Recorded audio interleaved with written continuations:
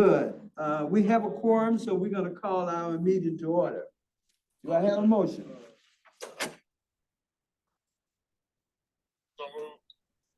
I'll second that. It's a proper move and second that, we have a quorum. And I'll call the roll. Call the roll. Representative Howard, Present. Mr. Lawson, Present. Dr. Morris, Present. Andy Smith, and advisory member Michael Green. Okay, it passes. Adoption of the agenda. Do I have a motion? So moved. Sorry, I was on mute. I'll second that. It's been proper move and second. Call roll call. Representative Howard, Mr. Lawson, Yes. Dr. Morris, Yes. Mr. Smith, Mr. Green. All right, the agenda has been approved. The adoption of the minutes from the April the 12th meeting. Do I have a motion? So moved. I'll second it. Proper move and second. Roll call. Representative Howard, Yes. Mr. Lawson, Yes.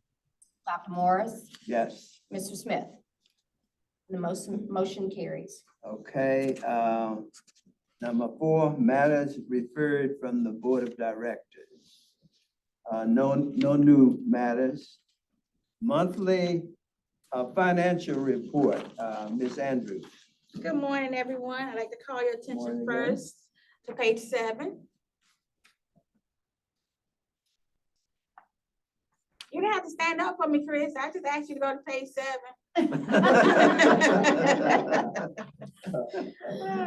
Page 7, we'll start with March, since we didn't meet last month. You have March and April in this packet. So the month of March brings us to 75% of our fiscal year completion. We round out the month with a little over $400,000 of net income. Our year-to-date, yeah, that's not right. Moving on to total revenue. Net revenue means money coming in. Money for the period to date is just shy of $3 million. Our total expenses for the month, money we pay out, again, $2.7 million. Against our, see again, at 75% of our budget being almost 43 million. Paid to date to the contract operator and RATP Dev is almost 48 million. Professional contract services are listed out here below, who we pay and amounts paid to them. Those marked with an asterisk, you actually see detail of the billing, which is included in this packet. For our past donations, year to date for the fiscal year 23, we donated 800 and it's listed here, but we have no new ones for the month of March. Total penny collections, we've collected almost 171 million of the 300 million that we have. Below that, I show you the amounts were received in this fiscal year. I'll now say in April. So that's it for the month of March. Any questions from anyone? Ms. Andrews, Yes, sir. would you kindly give us the percentage of the time also? You know, like we had up until 2033.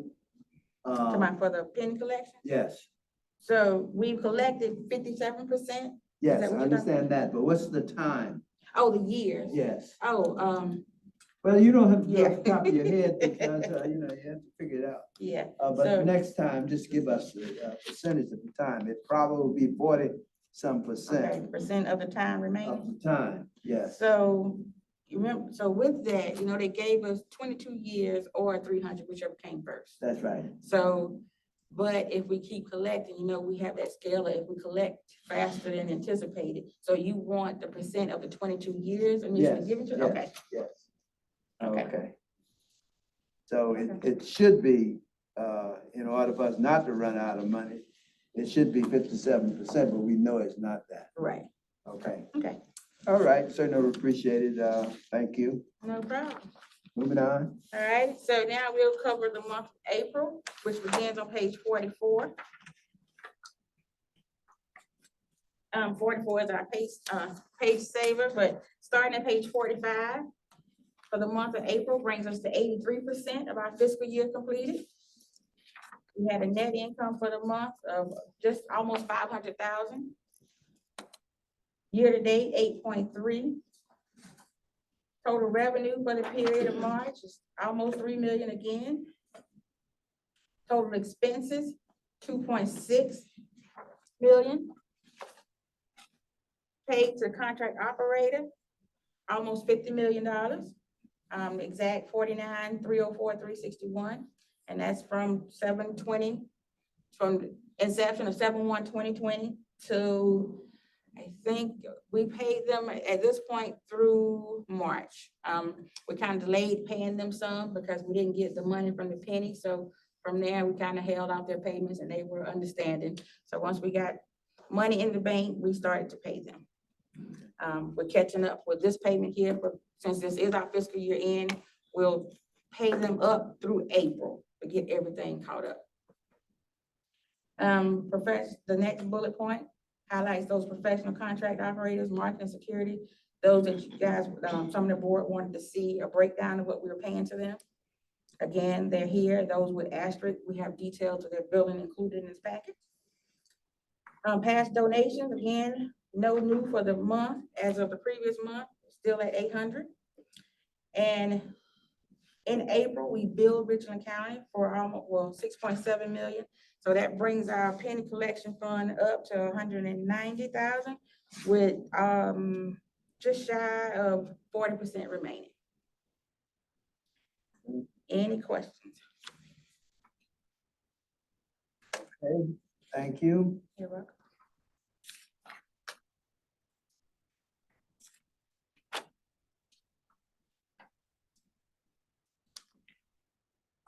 Okay, moving on, if there are no questions.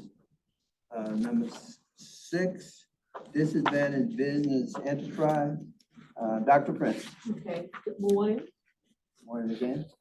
The DBE reports are found on pages 83 through 92 of the finance packet, and this reflects 2 months for the period ending March 2023 and April 2023. And what I'll do is I'll just share the most recent one, which would be April 20, going up to April 2023, and that's found on pages 89 through 92 of the packet. Page 89 through 90 is just a summary and a quick snapshot of all vendors that the comment pays with a DBE goal. As you would notice on this document, we paid approximately 54.6 million to vendors with DBE goals, and of this amount, approximately 25.8% were paid to DBEs. This reflects approximately $14.1 million. On pages 91 through 92 is just information relevant to our prime contractor, RATP Dale, and their payments to DBE firms.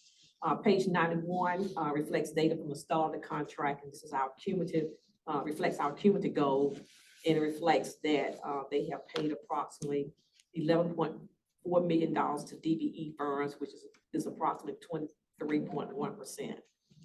And on page 92 is just a information that captures the fiscal year from the start of this fiscal year, which was July 1st, 2022, and it goes up through April of 2023. And this is for tracking purposes only. This is the DBE report, unless there are questions. Dr. Prince, Mr. Lawson had asked you, and I know he can speak for himself, but he had asked you for some percentage on each local company. Okay, well, Did you ever do that? okay, I have a percentage, okay, for the, go back to page, let's say 89. I know the last request was to include the contract period. You look at page 89. Okay, I included the contract period of the contracts.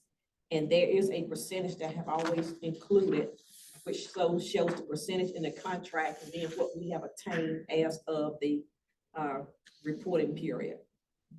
If you look at the last 3 columns, Yes, on okay. page 89. And then if you go to, for the, contractor on page 91, it also reflects the term Okay, and the percentages. okay, all right. Mr. Lawson has his hand up. Mr. Lawson? Hey, thank you, Dr. Morris, and then Dr. Prince. Good morning. Good morning, everybody in the room.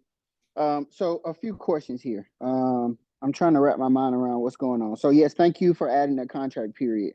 All right. So my first question would be, of these the ended contracts, what plan do we have in place to replace these contractors, and what method are we going through to do that? Okay, for the ones that have ended, those were just like one-time projects. They were not for a long time period. Okay, And for and that all, applies to all of them. it doesn't apply to all of them. Some of them, as you see, the contract period, it extends. It's for a period where it's normally for the period that we have with the, let's see, if you go to, I guess on page 89, that's the one with the, that we have.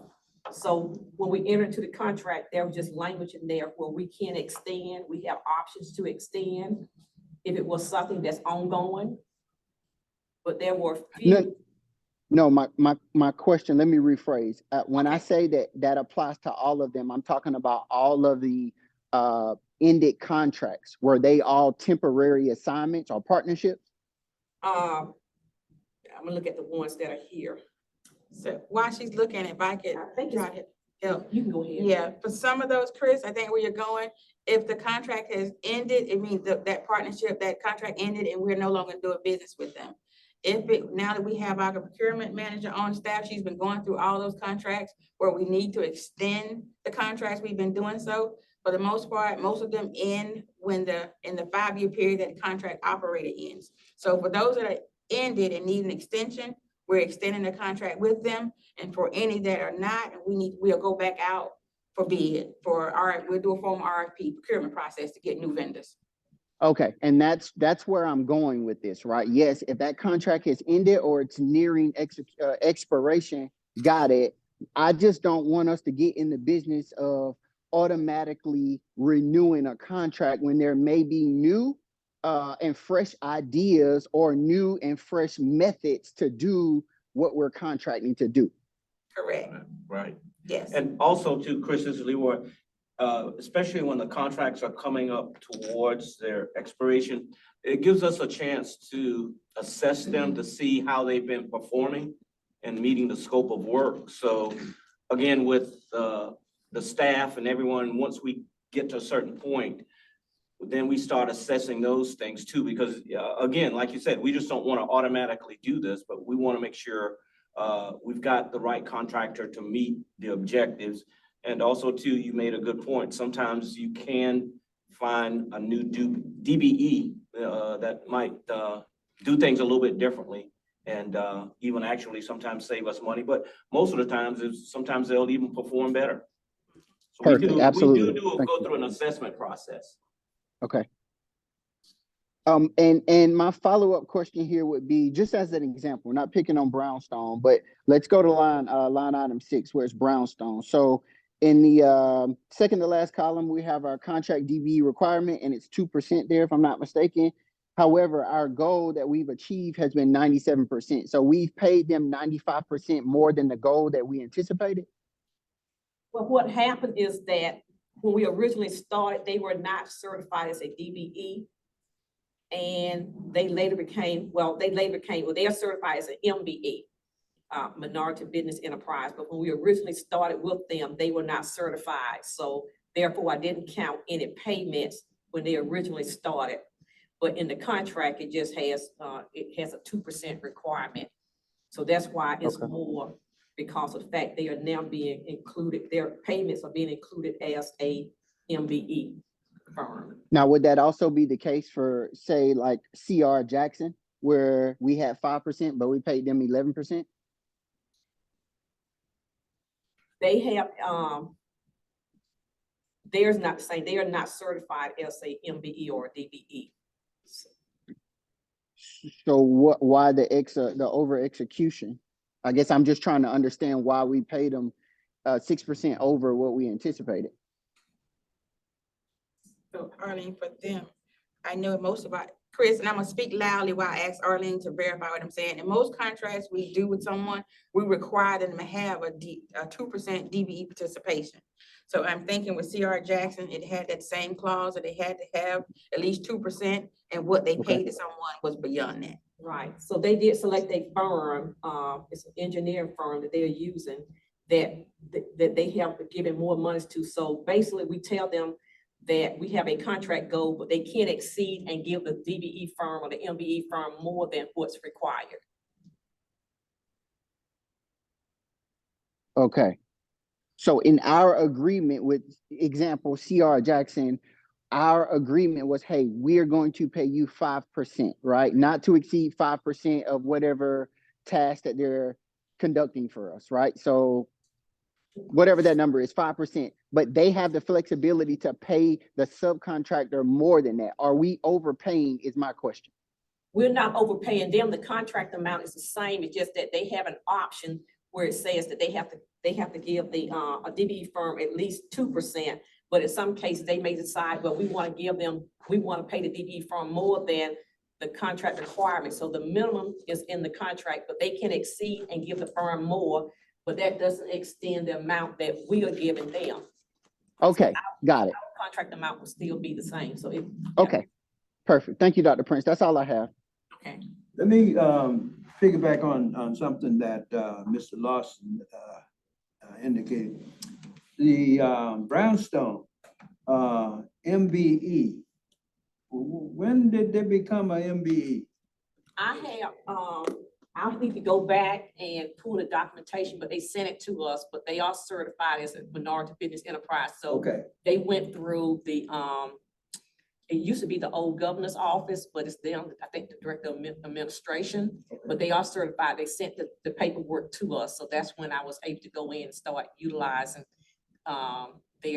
count them as an MBE. okay, all right, thank you. Any more questions? Thank you, Dr. Prince.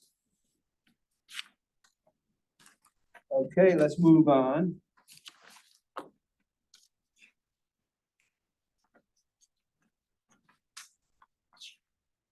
Discussion, number 7, item number 7. Discussion and action item.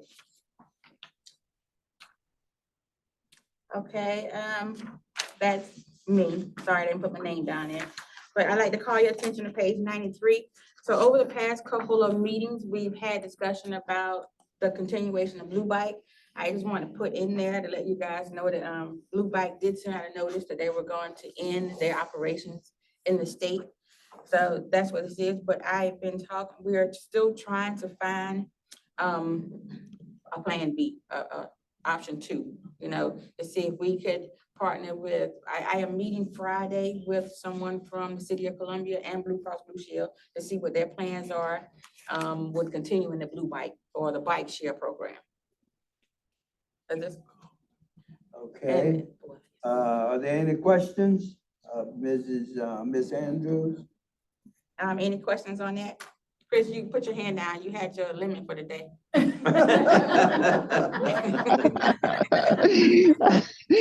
Hey, Ross, so question. So is the Blue Bike relationship or partnership, is it profitable for us? Is it beneficial? Wrong word. Is it beneficial for us to continue doing this or something like this? And Leroy said, that's still the wrong word. It's been nothing. The short answer is no. Okay. Okay. So that's, Okay. you know, where we mentioned before, trying to find a way around. We're having to go back now, as I mentioned, we bought those bike stations with federal funds, so we can't just walk away. The COG is actually doing some type of plan themselves, just about a pedestrian and bike program. So if we can, we have to do, for FTA satisfaction, we're gonna have to do a little bit of homework to see if we could donate the bike share or our stations to them. So we could just be out of the bike share altogether, or have at least a toe in it, a pinky toe, the small toe, not a whole lot. So I'm just throwing this out here, right? When you go to other cities and we're trying to be a progressive city as Columbia and grow our market, right? Just as an example, let's say Atlanta. If you've been to Atlanta or Charlotte, you know those little scooters that you can rent and ride around? Yes, sir. Is that not something that we can substitute the bike for? It's a little more modern. We also tried that avenue at the same time we were trying for these bikes, but the city said no. Yeah, Okay. there's, And if I could add in, bike shares across the country basically are used to help supplement that first mile, last mile in transit. Okay. Thank you. That's all I have. Thank you. And we will, Ms. Andrew, do some research on this and come back to us at the next board meeting with a suggestion. We know we have until December. That's when the blue bike expires. So if you could get back to us at our next meeting with some suggestion of what The next is finance best or for the board, company. the next finance committee or the board meeting? Next finance. Okay, Next finance committee, I think we should discuss this further before we go to the board with it. all right. Okay, thank you. You're welcome. Number 8, moving on. Comments, announcement, new motions? Okay, any comments? All right, well, let me say, I just thank all of you staff for the superb job you are doing. If you can help us to keep this meeting under 30 minutes, then we know that you're doing your job. You're Challenge right on oh, it. okay, so that's a good standard, that's a good Challenge goal. accepted. Okay. They respond well to, yeah, type of challenges, Dr. Moore. Good. Legal contractual personnel issues, we have none. Number 10, adjournment. Do I have a motion? Howard, Okay, Mr. Howard, I have a second. I'll second that. Proper move and second, roll call. Mr. Howard, aye. Mr. Lawson, Yes. Dr. Rob Morris. Yes. Okay. Motion passes. We thank you very much, everyone, for Thank you, coming. Mr. Howard. And we just want you to continue to have a great rest of your week. And I thank the board, the financial committee members for your participation. So everyone, have a nice day. All right. Thank you. Hey, appreciate the hard work, guys. Keep it up. Thank you. Thanks. Thanks. Bye-bye. Hey.